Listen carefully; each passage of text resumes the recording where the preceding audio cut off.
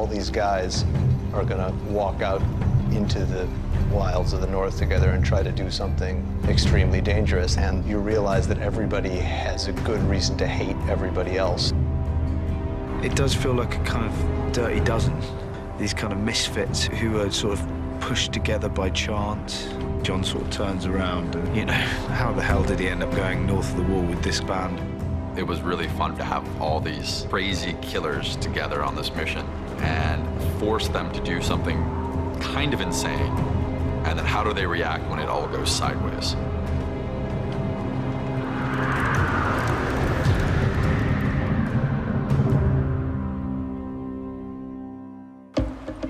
I can't believe the scale of this thing. This is an hour of television. I started in September. I won't be done until February. That's nuts. When John comes with the plan of going back to the north to capture a white, to prove to the rest of Westeros that this is the real enemy, I think that's the stupidest idea Tormund has ever heard. How many men did you bring? Not enough. We were hoping some of your men could help. We've been shooting in Iceland, and yeah, it's just a brutal environment, and the great gift it gives you, it just feels very untainted by human development, you know? It's a very, very clean, clear landscape. Winter is here, and winter is here north of the wall, and we knew we wanted snow. You don't want rain, and you don't want green, you want blizzard conditions. So Iceland in January seemed like a pretty safe bet. It's a special place, so we always really love going there, and no matter how great your visual effects are or your art department, there's just nothing quite like the real thing if you can find it. You know, obviously we can't find dragons and we can't find massive castles like the Red Keep, but Iceland exists, and it's real, and it's cold as hell, and it's beautiful, and there's just nothing like having that reality on screen. In the world of Thrones, it's great coming to these landscapes that just really kind of arc back in time and take you to something very, very brutal and barren, and that's the journey that we're on in this episode. We're trying to kind of achieve the impossible, and Iceland gives you the landscape that kind of supports that storyline. It's very challenging to shoot in Iceland. Everybody has to pitch in. Like our actors, they'll get ready in the hotels, be sent off to location, and pretty much as soon as you land, you're on the set, waiting for the sun to rise. Once it rises, you only have about 5 hours to shoot, so we try to shoot as fast as we can. It'll always be less light in the winter here. So the light is a problem because at the time we lose in shooting, the weather is just a variable. You're never sure what you're going to get. The first day took us all by surprise. I mean, you know, we're not idiots. We know that if we come back to Iceland, it's probably going to be cold and there's going to be a bit of wind. But, I mean, that first day, we were struggling to stand up.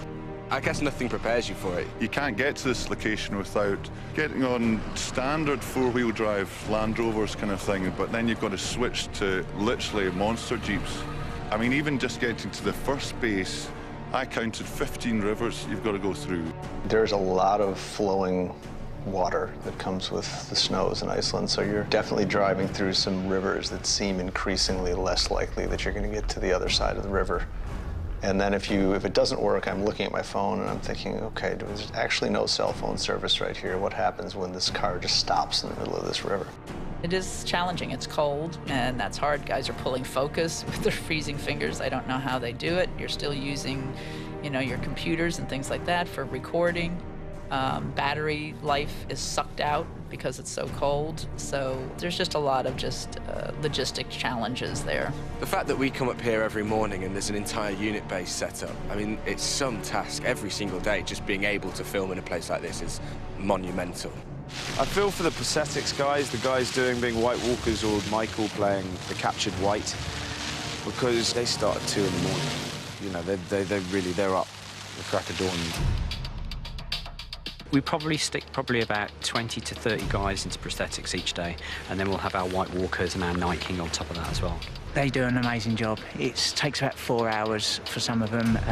The part that I'm doing at the moment, which is the captured White, is 6 hours. So it's hard, and you've got to sit still, but at the end of it, you look amazing, and they do such a good job of it. I think in Iceland, with the sub-zero conditions, I think Obviously, the temperature is always a big issue with our performers. When we have what we call our green screen whites, which are our guys in our green leotards, we're going to have to do the best we can with like layers and layers of thermals and keeping them warm as much as possible in between setups. All the silicone rubber that all our prosthetics are made out of, they don't conduct heat very well, so the guys will be pretty cold.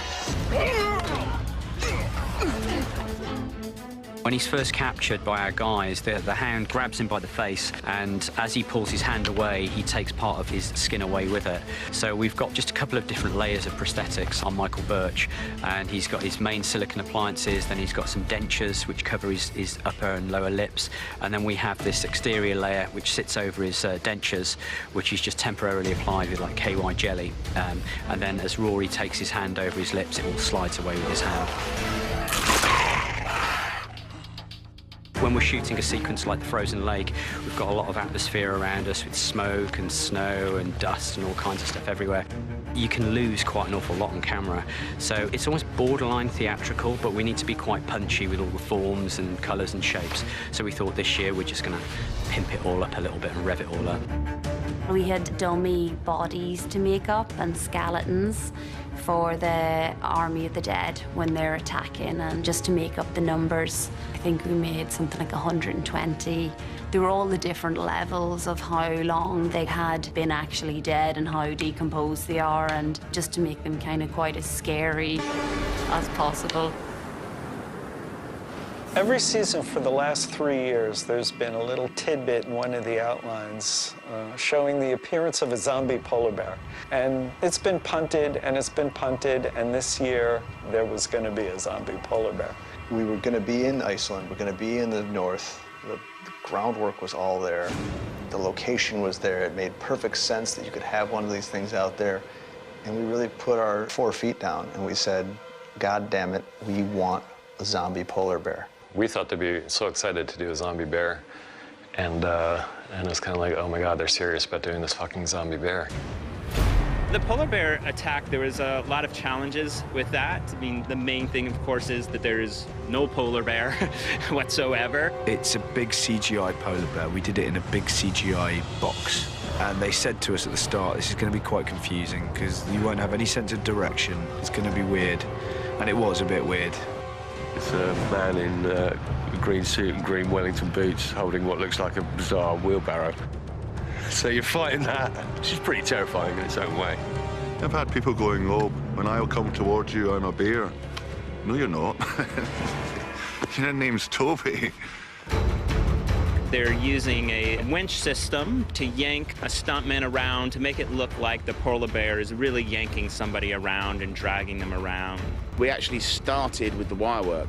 We did some guys being as if they'd been hit. We did guys being mauled on the floor with wires and guys being picked up and shook as if they were being shaken and thrown by a polar bear. And then that kind of drove the sequence to a degree. A lot of the initial creativity had to come out from just figuring out a polar bear is going to be 9 foot tall and where its mouth would be and how the arc that mouth would swing when it was grabbing someone, the size and strength of a polar bear paw and the arc that would throw someone in. So we're throwing ideas to try and make it look real.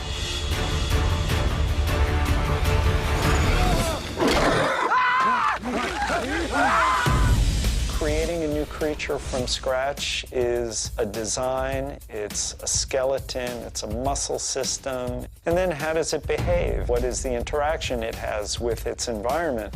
What is the interaction it has with people? Sam Conway and his special effects team built this mechanism that is kind of a puppeteered head and shoulders of the zombie polar bear that can be operated by one of his special effects guys, and he's really physically holding it like a cage in front of him and fighting with the actor who's holding up the sword against him. Then ultimately we've got to have something that the guys are hitting and Jorah can be stabbing with his knife, so we've then got a separate kind of polar bear back that is built with a rubber patch that can be stabbed. The show is about people, not zombie polar bears. That said, it's fun.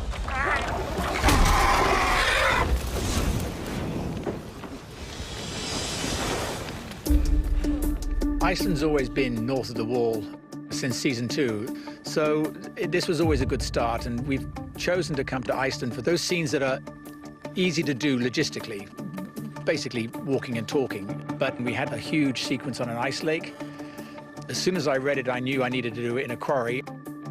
Most of the heavy lifting of the sequence, the Army of the Dead on the frozen lake set, which is where most of the climax of the sequence takes place, that was all in Wolf Hill Quarry in Belfast, which was a place that we could control. It looked like it was a potential disaster.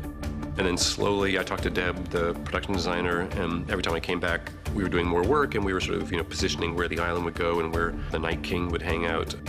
Slowly, it started to materialize. The frozen lake sequence is so ambitious.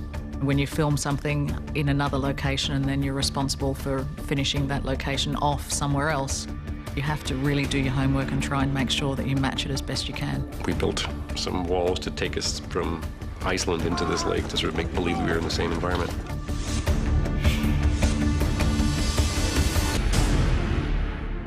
We had a really tricky time trying to work out what a frozen lake looks like and how we can achieve that. And that went from compacted quarry floor to putting concrete down to a nice flat finish, and then there had to be hues of colour that had to be added to that. Then we had to work out how the ice would look on a two-dimensional board as if it was transparent ice. It's hues of blue and other colours just to try and blend it all in. We laid some ice-looking material. It was like a plastic resin for certain areas of it so we could get that sheen. We painted the quarry walls. We built the island in the middle. Hopefully it looks like an organic island. Actually, it was very carefully conceived. There's specific hero action moments, and they all needed to be contained within the island. Like the area where the captive wight is put, that was a very specific area. Where Tormund is, where the Hound is, where Jon Snow is. Those areas all had to be kind of worked out. You can't talk about that set without acknowledging the snow team, who have been there for weeks and weeks just snowing that entire location. I believe it's the biggest snow set ever. It could be a Guinness Book of Records. 36,000 square metres of snow. 3,500 bags of snow through 6 machines with 15 guys, constantly. And then when we get here, of course, we're constantly redressing it and adding to it, and every day we have to scrape it off and start again the next day. And sometimes I walk out there and I think we're crazy people. The amount of money and effort that's gone into this, we could have built the Taj Mahal a couple of times and be shooting there, but no, we built nature. When I first read the scene, I imagined it on a green screen stage with us building an island in the middle of it. But Game of Thrones pushed to have it in this quarry, which is half an hour outside of Belfast, with all of the unpredictable sort of nature of the weather that's thrown at us and everything in between. But it's worth it to get those characters out there where it really is freezing cold. And when we were building the space, we had issues with it being so cold that the paint wasn't drying. It was a very, very difficult space to work. When it gets cold and when the wind blows, it's not a place you really want to hang around in because the wind just whistles through there. It was very, very hard work. Basically, when the cloud comes in, we can shoot in the cloud, but the cloud goes, then we have to match the cloud, which is not so tricky with the smoke machines we've got. But when the wind picks up and it goes through very fast, then it doesn't quite look right. So there is a few tricks that we have up our sleeve with driving vehicles in circles. Wolf Hill is challenging for, obviously, weather conditions, but the feeling that we wanted to create was a certain amount of layer of atmosphere, which we have to actually add smoke to the background. This gives the set a more rich layering, because often when we're framing the island without that atmosphere, the island kind of blends into the same rock face. So by adding the smoke behind, it also makes the island stand out and creates almost a false sense of perspective, making the rock face actually feel a bit more distant and larger in scale. The frozen lake sequence is big and really hard to shoot, but on the other hand, it's a very tiny story. Our characters are so confined, they're on a postage stamp of real estate that they are trying to defend, but there's chaos because whites are involved and they tend to, crazy zombies that tends to devolve into chaos immediately. Many times you set up a shot and you think, okay, this is about them forming a line, and you watch the first take and it's just pure chaos. It's, herding kittens. It's, you can't see anything except people whacking each other. And so trying to focus the story so you understood the terms of the battle was the main challenge. My action is to be chased up and then fall off the back end of the rock and the guys catch me. So big trust thing because I'm falling into the guys opposed to where you'd normally do falls into boxes or an airbag. It's about a 10-foot drop, but it's all stunties down there who catch the guy and envelop the guy at the same time. So it looks like he's been caught by all of the whites and gets devoured.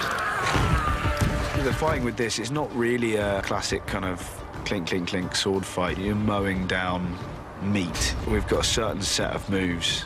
So you've got like a 45, a slash, a block stab, a down and an up. And each of those has a number and you just put them together in any different order. And that seems to work very well. After a while, we got so much into it that we just improvised. So I could have 20 whites coming at me, and they didn't know what kind of kill they would get, and I didn't know what to do just the second before I killed them. So we became so coordinated that we could do whatever. It felt like real fighting, and that I've never been a part of before. He's a big Norwegian, and we're both looking at you. Ah! Ah! Even the extras are so into it. They're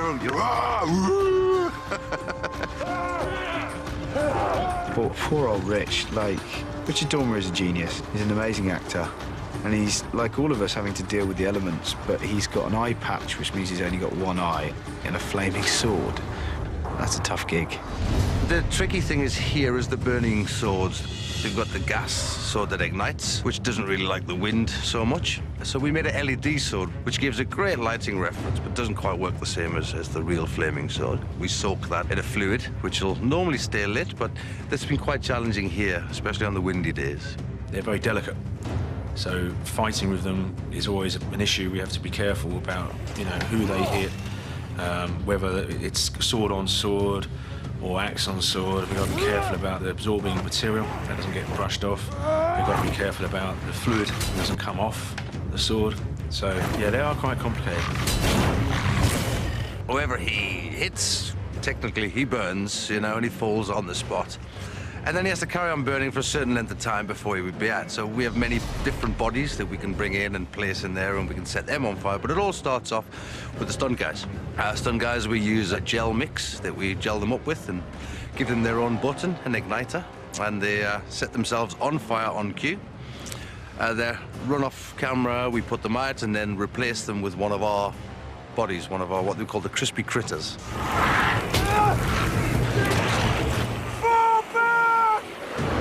We got all these heroes together. There are people who might die here, and it was important to create a situation where I'm hoping the audience will think that one of our beloved characters is going to die. There is one moment in there, thanks entirely to Alan. We'd scripted something where Tormund is in jeopardy, and then Tormund is out of jeopardy.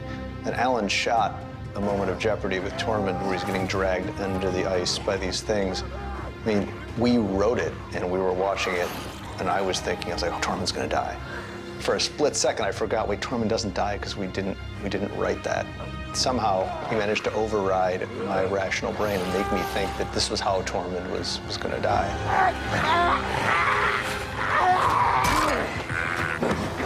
The original intention was to dig out the areas on location where people would need to fall through the ice.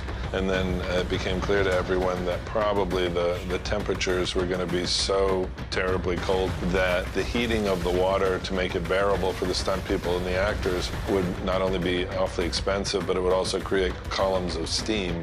So then it was decided, well, we're going to have everyone fall through the ice some other way. We figured out, if we use motion control and do a number of passes so that we can make a break much bigger than the tank actually is, then, we could achieve it on stage. And then there was a hydraulic drop rig so that the stunt people dressed as whites could go out onto the ice, and their weight is what would cause them to fall through. And then we used the motion control and with the offsets so that we could say, even though we've got 10 guys falling in while the camera's moving, by the time we're finished, we've got 100 guys falling in and the camera's moving 5 times as far. I'm being dumped in a tank of water for a whole day. I was laughing at Alfie Allen because he had to do that, and I was literally on set laughing at him until someone came up to me and said, "You've got to do that in January." I always laugh too soon. The frozen lake sequence has more moving parts and more shots in it than anything we've ever done before. We have an environment that's being extended in every direction using photographed elements, sometimes shot from a helicopter, sometimes shot from a drone, sometimes shot from the ground in Iceland. We've got whites multiplied from hundreds to over 100,000. Fortunately, we had done the smaller skeleton white fight in season 4, in front of the Cave of the Three-Eyed Raven.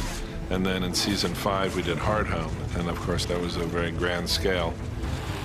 And then we had the cave battle last year, so we've had a lot of practice doing the White Army. And we have a technique that combines costume and prosthetic and stunts. You know, everybody kicks in.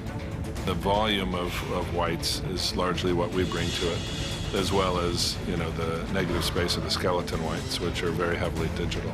I would say probably this episode, out on the lake, the visual effects guys are really on every single frame of the show in a way that they've never been before, and especially once the dragons show up. At a certain point, they're just fighting for their survival. They retreat as much as they can, but once they retreat all the way to the middle of the lake, there's nowhere farther to run, so their backs are up against the wall and they've got to fight. At that point, it's a matter of time before we're dead, unless Daenerys shows up, which she does, luckily, at the last minute, as always. She does arrive just in the nick of time, which is you just have to. There's no other way that this scene could be written. One of the main dramatic events of this is, of course, the dragons coming to the rescue, and they're north of the wall, and so you get the direct, explosion of fire against ice, which is the central sort of motif of this whole story saga. And so when we shoot it, we use airplane landing lights or things that are just crazy bright with the filters on over them to make them look like firelight. We also do some explosions to set a kind of reference for what the fire would actually look like. The trick with the dragon fire is that it sweeps across in about a 30-foot swath, and that's all it does. It doesn't linger, there's nothing to burn, so it just sort of sweeps through like a flamethrower, and then the ice has to explode behind it. We wanted to make sure that it looked like a cutting torch, and it's exploding the ice. So we worked with Sam's team again, and they had a bunch of mortars set up, and we really dialed in exactly how high they flew so that it was an explosion of flame, then all of these pieces that look like pieces of ice shooting up behind. And when you see it, it really is awesome. I didn't see riding a dragon coming up. So when I read it, I was like, oh, this is gonna be fun. The day we came to set and this huge green thing was standing on our island, and then you can get a feeling and an image of how big the dragons now have become. So it's just enormous, and that was just a small part of it. It occurred to me early on that we were going to have to figure out how people fit onto him. So it seemed the right way to go was to take the digital model, define an area that they were going to be interacting with, and then send it out to be laser cut from the actual digital model. So we did that in 2 poses. We did one with the shoulder down, which is the way that our heroes climb onto Drogon when he's on the island. And then we had another one, which is a flying pose. And that really is primarily for Emilia, because she'll spend, 80 shots on the front piece, flying and attacking and, doing quite a bit of motion. It's been a real challenge, especially for Emilia, who has to bear the brunt of this kind of work. Like, it's one thing to act in a room with somebody and to draw on your considerable resources as an actor in an emotional situation between 2 people. It's another thing to have a situation that's supposed to incorporate the same level of emotion, but you're in the most artificial environment you can possibly be in. And I think there are plenty of people who are very, very good and gifted actors who, put in that situation, are unable to deliver what she's able to deliver. Being on this theme park ride is kind of what it is, and you're strapped in, and it's pretty violent. And then looking like you are controlling it, when there's so much going on, you just got to harness every single bit of imagination you have and just use it. So it's kind of intense. We knew that killing the dragon, I would think, is going to have a tremendous emotional impact. Losing one of her dragons, I think it's just everything. Not only is it her power, it's her source of all power. It's a source of what makes her different, what makes her special. But the emotion of losing a child on top of that, it is everything that you know her for in one moment, taken. And given to this enemy that she didn't even know existed. It's extraordinary. When the dragon dies, it's kind of a nice 1-2 punch, because on the one hand, you're just seeing the horror of one of these 3 only unique, amazing beings like this in the world going under the water and not coming up again, and you're processing that. Then you're processing something that's even worse, which is when it comes back out from under the water again, and we see in the last shot of the episode what it becomes. We always knew that the episode was going to end with the dragon's eye opening and realizing that the Night King has finally gotten his own weapon of mass destruction. And what does that mean for the rest of us? And this was always the episode that was, in some ways, we're most excited about and also the most nervous about, because so much of it is dependent on the final set piece actually working. We created like quite a large chain that, you know, could pull something very heavy. And it was all about figuring out the size of the links for the chain and how it was actually going to be pulled and how we'd get enough tension on it. We had to create and manufacture our own chain, which was lightweight yet durable.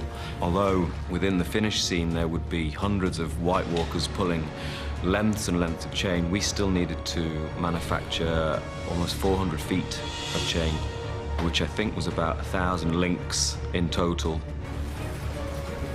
The eyes of the White Walkers and the Whites have been such a prominent feature of the show, and a lot of work has gone into the specifics of how the eyes look, and to see that hopefully iconic image at this point blown up to the size of, you know, a beach ball, that seemed like it was an inherently crowd-pleasingly oh shit moment for everybody.